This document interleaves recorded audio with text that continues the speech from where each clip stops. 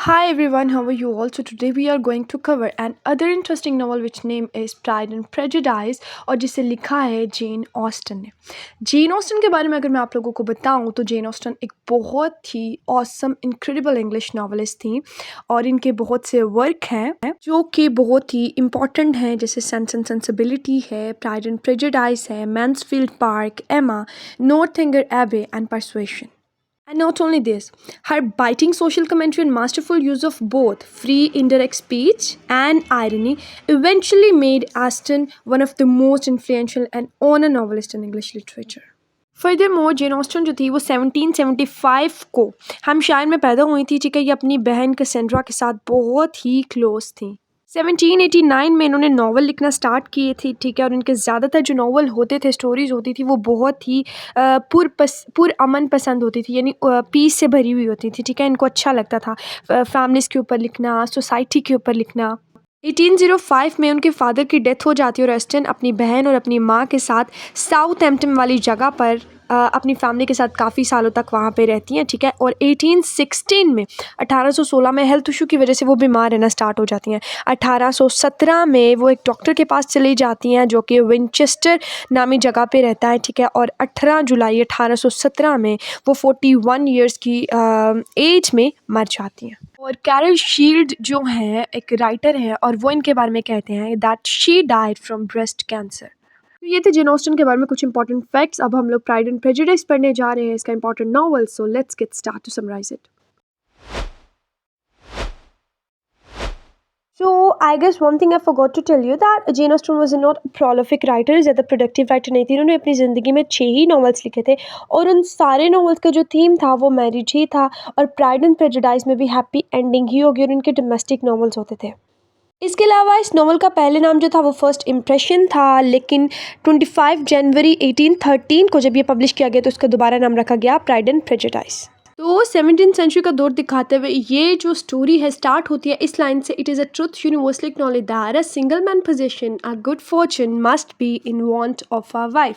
यानी ये एक हकीकत है जिसे आलमी सतह पर भी तस्लीम कर लिया गया है कि एक आदमी जिसके पास एक अच्छी किस्मत है उसके पास एक अच्छी वाइफ भी होनी चाहिए। That's it. तो अब स्टोरी स्टार्ट होती है। स्टोरी में हमें 2 फैमिलीज़ के बारे में बताया गया है। सबसे पहली फैमिली हमारे पास आ जाती है मिस्टर एंड मिसेस बेनेट की और इनकी 5 बेटियां हैं जो कि अनमैरिड हैं। सबसे पहले हमारे पास आ जाती है जेन बेनेट, फिर एलिजाबेथ, मैरी, किटी, इसको कैथी भी पढ़ती है, और लाइटिया, ठीक है, लीडिया लाइटिया। ये फैमिली जो है वो लॉन्गबोर्न में रहती है और ये पांचों की पांचों बहनें जो हैं वो अनमैरिड हैं। टिपिकल मदर होने के नाते मिसेस बेनेट हमेशा यही सोचती रहती है कि कोई अमीर ज़्यादा आए और इसकी पांचों बेटियों को शादी करके ले जाए और ये लोग खुशी से रह सकें। इनकी ये फ़िक्र खुशी में बदल जाती है जब इन्हीं के इलाके में लॉन्गबोर में एक और अमीर फैमिली आ जाती है मिस्टर बिंगले की। मिस्टर बिंगले जो है वो अनमैरिड एक बहुत ही नौजवान रईस आदमी है। वो अपनी 2 बहनों के साथ और अपने एक दोस्त मिस्टर डार्सी जो कि उससे भी ज़्यादा रईस है उसके साथ यहाँ पर रहने आता है। और वो मिस्टर एंड मिसेस बेनेट के बहुत ही नेबर्स में उनका घर होता है। खैर ये दोनों फैमिलीज़ जो है वो एक वो पार्टी में मिलती हैं, डांस पार्टी होती है, ठीक है। वहाँ पे जो मिस्टर बिंगले हैं वो जेन ऑस्टन को पसंद कर लेते हैं, ठीक है। वो बाकी सब विमेन के साथ भी बहुत अच्छे तरीके से मिलते हैं, मिलनसार होते हैं, हंसमुख से बंदे होते हैं वो। लेकिन जो इनके फ्रेंड है मिस्टर डार्सी वो एक खड़ूस किस्म का इंसान होता है, ज़रा एरोगेंट टाइप वाला बंदा होता है वो। तो जैसे ही मिस्टर बिंगले उसको एलिजाबेथ के बारे में बताते हैं और कहते हैं कि मैं जेन से डांस कर रहा हूँ और तुम एलिजाबेथ से डांस कर लो, वो भी काफ़ी अट्रैक्टिव है, तो आगे से मिस्टर डार्सी ये कहते हैं कि वो इतनी खूबसूरत नहीं है कि वो मुझे मुतासिर करे। अब अनफॉर्चुनेटली ये सारी बातें जो है एलिजाबेथ सुन लेती है और तब से वो एक प्रेजुडाइज अपने ज़हन में बना लेती है कि ये जो बंदा है ये बहुत प्राइड है, इसमें बड़ी एरोगेंट है। तो ये जो टाइटल प्राइड एंड प्रेजुडाइज लिया गया है ये इन दोनों के व्यू से लिया गया, ठीक है। एक बंदा जिसके अंदर बहुत ज़्यादा प्राइड है और एलिजाबेथ ने उसके अगेंस्ट जो है वो प्रेजुडाइज अपने ज़हन में बना लिए, ठीक है। खैर अब जो मिसेस बेनेट हैं वो जेन के बारे में और मिस्टर बिंगले के बारे में बहुत कोशिशें करती है कि किसी तरीके से इनकी जो मुलाकात है वो होती रहे, ये लोग आपस में मिलते रहें। तो वो क्या करते हैं कि कोई ना कोई बहाना ढूंढते रहते हैं। अब मैंने आप लोगों को बताया था मिस्टर बिंगले जो है वो अपनी बहनों के साथ यहाँ पर आया था। एक शादीशुदा थी और एक अनमैरिड थी, और जो अनमैरिड थी उसका नाम था मिस कैरोलिन। वो बुलाती है जेन को अपने घर रहने के लिए, और जेन जब वहाँ पे जाती है ना तो रास्ते में बारिश होती है तो वो भीग जाती है जिसकी वजह से उसकी बहुत तबीयत ख़राब हो जाती है और वहाँ पे चंद दिन वो यानी मिस्टर बिंगले के घर और रुक जाती है। अब मिसेस बेनेट जो है एलिज़ाबेथ को पीछे भेज देती हैं और कहती हैं कि जाओ अपनी बहन, क्योंकि तुम्हारी बहन यहाँ पे तो आ नहीं सकती क्योंकि वो बीमार है, तो तुम उसके पास चले जाओ। ख़ैर वो वहाँ पे चली जाती है अब उसके, और डार्सी के अंदर तो बहुत ज़्यादा लड़ाई झगड़े होते हैं, प्रॉब्लम्स क्रिएट होती हैं क्योंकि वो दोनों ही एक-दूसरे को पसंद नहीं करते। लेकिन आहिस्ता-आहिस्ता जो डार्सी है उसकी ये प्रॉब्लम कम होना शुरू हो जाती है और वो कहता है कि हाँ, ये थोड़ी बहुत अट्रैक्टिव है, और वो उसकी तरफ जो है ट्रैक होना शुरू हो जाता है। लेकिन जो एलिज़ाबेथ थी, क्योंकि उसने वो बातें सुनी भी थी, तो उसको वो बंदा बिल्कुल पसंद नहीं आया था। क्योंकि वो अभी भी समझती थी कि ये एक मगरूर और घमंडी किस्म का इंसान है जिसे पैसों का बहुत ज़्यादा घमंड है। अब जो मिस कैरोलिन, जो कि मिस्टर मिस्टर बिंगले की बहन थी, जो कि अनमैरिड थी, वो खुद डार्सी से शादी करना चाहती थी। तो उन्हें एलिज़ाबेथ का और डार्सी का ये सारा जो खेल था, ये सारी जो क्लोज़नेस थी, ये अच्छी नहीं लग रही थी। क्योंकि वो डार्सी से खुद शादी करना चाहती थी, तो इसलिए उसे एलिज़ाबेथ बिल्कुल भी अच्छी नहीं लगती थी। ऑल द टाइम वो प्लान्स बनाती रहती थी ताकि किसी तरीके से एलिज़ाबेथ को जो है वो डार्सी की नज़रों में गिरा दे। ख़ैर इसी सारी सिचुएशन में ना वहाँ पे मिसेस बेनेट खुद भी आ जाती हैं थोड़े दिनों के बाद, और वहाँ पे वो आके बड़ी ऊट-पटांग सी हरकतें करती हैं, उनके सामने स्टूपिड वाली हरकतें करती हैं। और वो जो दोनों बहनें होती हैं, मिस कैरोलिन और दूसरी का नाम है मिसेस हैसेट, तो वो उसका मज़ाक उड़ाती हैं और मिसेस बेनेट जो है अपनी बेटियों को लेकर घर आ जाती हैं। अब कुछ ईयर से बाद उनका एक भतीजा आता है, मिस्टर बेनेट का भतीजा आता है मिस्टर बेनेट के घर, उसका नाम होता है मिस्टर कॉल्सन। ये पेशे के एतबार से तो क्लर्जीमैन होता है, एक पादरी होता है, और ये किसके सरपरस्त काम कर रहा होता है, एक बहुत ही अमीर खातून होती हैं, कैथरीन लेडी द बोवर। और ये कैथरीन जो होती है ना, ये आंट होती है डार्सी की। मिस्टर कॉलिंस जो होता है ना, ये एक वारिस होता है किसका, मिस्टर बेनेट का, क्योंकि on that time, on that era 17th century, अगर आपकी बेटियां होती थी और बेटा नहीं होता था तो बेटियों को इजाज़त नहीं दी जाती थी। तो फिर आपका पूरी फैमिली में कोई भी लड़का होता था तो उसको दी जाती थी, तो इसलिए इन्होंने मिस्टर कॉलिंस को बुलाया था कि ये इनकी फैमिली का वाहिद वारिस है।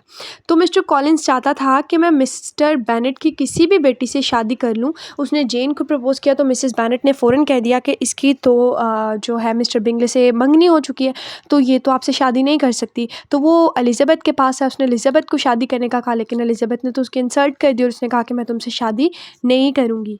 लेकिन मिस्टर कॉलिंस किसी से भी शादी करना चाहता था, क्योंकि कैथरीन ने उसको कहा था कि तुम किसी तरीके से शादी करके आ जाओ यहाँ पे और फिर तुम सेटल हो जाओगे, ठीक है। और जो कैथरीन थी उसके ना ये मिस्टर कॉलिंस बहुत गुण गाया करता था। खैर उसके इनमें से किसी भी बहन की शादी तो नहीं होती। एक चीज़ मैं शायद फिर से मिस कर गई, वो ये कि मिसेस बेनेट की जो बेटियां थी वो सब आर्मी ऑफिसर्स को बहुत पसंद करती थी, और यहाँ पे एलिज़ाबेथ की मुलाकात होती है एक फ़ौजी अफसर से जिसका नाम था मिस्टर वेकहम। ठीक है, मिस्टर वेकहम इसको बताता है, तो जो एलिज़ाबेथ है इसकी तरफ बहुत अट्रैक्ट हो जाती है उसकी पर्सनैलिटी की वजह से, और उसे लगता है कि शायद मिस्टर वेकहम बहुत अच्छा इंसान है। वो उसे डार्सी के बारे में भी बताता है कि ये एक बहुत ही बंदा ख़राब है, बड़ा घमंडी है, मगरूरी, इसकी वजह से उसे जो है वो विरासत भी नहीं मिली थी उसकी। ठीक है, ये बातें जो है ना एलिज़ाबेथ में जो प्रेजुडाइज़ थी ना, वो इंक्रीज़ कर देता है टुवर्ड्स डार्सी। और इसी दौरान जेन बेनेट को ना एक ख़त मिलता है जो कि बिंगले ख़ानदान की तरफ से होता है, और वो उसकी मिस कैरोलिन ने लिखा होता है, यानी बिंगले की बहन ने लिखा होता है। और वो क्या कहते हैं कि जो बिंगले ख़ानदान है, उस लेटर में लिखा होता है कि बिंगले ख़ानदान जो वो लंदन वापस चला गया है, और मिस्टर बिंगले अब डार्सी की बहन से शादी करेंगे, वो जेन से शादी नहीं करेंगे, तो अब जेन उसको भूल जाए। अब ये जब सारी बातें एलिज़ाबेथ को पता चलती है तो उसके बाद उसको और गुस्सा आता है डार्सी के बारे में। उसको लगता है कि वो अपनी बहन से उसकी शादी करा रहा है, मेरी बहन का उसने दिल तोड़ दिया है, तो उसको और भी गुस्सा आता है। और इस खबर से खैर जेन जो है वो बहुत ज़्यादा अफसरदा हो जाती है। जहाँ पे अब एलिज़ाबेथ को गुस्सा आ रहा था, वहाँ पे मिस्टर कॉलिंस जो हैं वो एलिज़ाबेथ की एक दोस्त हैं शार्लेट लूकस, उससे शादी कर लेते हैं। और शार्लेट लूकस जो है वो शादी के बारे में ये नज़रिया रखती है और एलिज़ाबेथ को बताती है कि उसने क्यों जो है मिस्टर कॉलिंस से शादी किया। वो कहती है कि लड़कियों को शादी जो है वो प्यार मोहब्बत के लिए नहीं बल्कि माशी तहफ़्फ़ुज़ के लिए करनी चाहिए। तो ये जो लाइन है ये बहुत इंपॉर्टेंट है पूरे नावल में चार्लेट लूकस की। ये तब के व्यूज़ हमें बता रही है 17th सेंचुरी के, कि तब औरतों को जिनके पास फाइनेंशियली जो थे इंडिपेंडेंस नहीं होती थी, उनके लिए शादी करना कितना ज़रूरी था ऑन दैट टाइम। ठीक है, एंड दैट प्यार मोहब्बत वाज नेसेसरी फॉर देम। शादी के लिए तहफ़्फ़ुज़ was the need for them. Anyhow अब वो कर तो लेती है, और शादी के बाद ना शार्लेट जो है वो एलिज़ाबेथ को अपने घर बुलाती है, ठीक है, जहाँ पे कैथरीन भी होती है, और जो मिस्टर कॉलिंस है उनका घर भी होता है। एलिज़ाबेथ अपनी दोस्त को मिलने जाती है वहाँ पे, और वहाँ पे क्योंकि कैथरीन भी थी, और मैंने आप लोगों को बताया था कैथरीन जो है वो डार्सी की आंट है, तो डार्सी भी वहाँ पर आते हैं अपनी आंट से मिलने। सही हो गया। अब एलिज़ाबेथ क्या करती है, एलिज़ाबेथ वहाँ पे अपनी दोस्त के पास रहती है, घूमती फिरती है, और डार्सी इसी सारी सिचुएशन में ना उसको पसंद कर लेता है और उसको शादी की पेशकश देता है। लेकिन एलिज़ाबेथ क्योंकि गुस्से से भरी हुई थी, तो वो अपना सारा गुस्सा उस पर निकाल देती है, उसको बताती है तुम मेरी बहन का जो है तुमने रिलेशन तोड़ा था, और ये कि तुम मिस्टर विक्रम के बारे में भी ये राय रखती हो, तुम्हारी वजह से जो है उसको विरासत नहीं मिली, और बहुत कुछ उसको ना बड़ी बातें सुनाती हो, और तुम एक घमंडी इंसान हो, ये वो।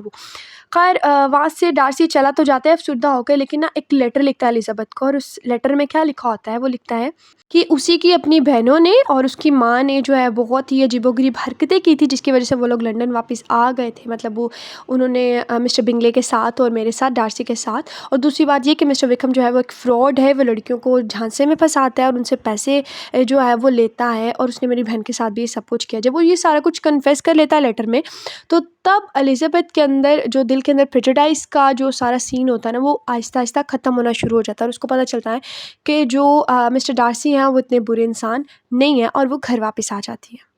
अब नोवेल आगे प्रोसीड होता है, तो कुछ ही महीनों बाद या दिनों बाद जो है एक पेम्बरले से उसकी आंट और अंकल एलिज़ाबेथ की इनसे मिलने आते हैं। उनके कोई बच्चे नहीं है, तो वो इनसे बहुत मोहब्बत करते हैं, वो यहाँ पर आते हैं और एलिज़ाबेथ को अपने साथ पेम्बरले ले जाते हैं। ठीक है, डार्सी का वो स्टेट होता है पेम्बरले, जहाँ पे ये लोग जाते हैं ना, तो जब ये लोग वहाँ पर जाते हैं तो इनको मिस्टर डार्सी मिल जाता है। वो इतना वार्मली वेलकम करता है इनका, इतने अच्छे तरीके से मिलता है। वहाँ जाके एलिज़ाबेथ को पता चलता है कि डार्सी जो है बहुत ही रहमदिल और बहुत ही अच्छा इंसान है।